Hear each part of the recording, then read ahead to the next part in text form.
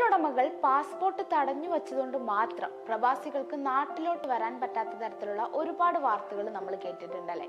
അതിനൊക്കെ പരിഹാരമായിട്ട് Saudi Arabia ഇപ്പോൾ മുന്നോട്ട് വന്നിരിക്കുകയാണ്.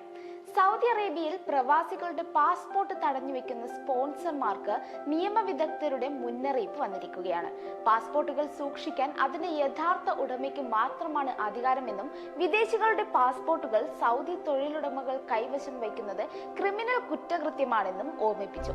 പാസ്പോർട്ട് പിടിച്ചു വെക്കുന്നത് സൗദി നിയമപ്രകാരം മനുഷ്യക്കടത്ത് കുറ്റകൃത്യത്തിലാണ് ഉൾപ്പെടുത്തിയിരിക്കുന്നത്. പ്രവാസിയുടെ പാസ്പോർട്ട് കൈവശമുള്ള സ്പോൺസർക്ക് 15 വർഷം വരെ ജയിൽ ശിക്ഷയും 10 ലക്ഷം സൗദി റിയാൽ പിഴയും ലഭിച്ചേക്കാം. Exit or re entry visa ലഭിക്കാൻ പ്രവാസികളുടെ പാസ്പോർട്ടിന് 90 ദിവസമെങ്കിലും കാലാവധി ഉണ്ടായിരിക്കണം. ഫൈനൽ എക്സിറ്റ് വിസ ലഭിക്കാൻ പാസ്പോർട്ടിന് 60 ദിവസം കാലാവധി ഉണ്ടായാൽ മതിയാവും. എക്സിറ്റ് ഓർ റീ എൻട്രി വിസകളിൽ പോകുന്ന പ്രവാസികൾക്ക് അവരുടെ വിസ സാധ്യതയുടെ അവസാന ദിവസം വരെ സൗദിയിലേക്ക് മടങ്ങാനും അനുവാദമുണ്ട്.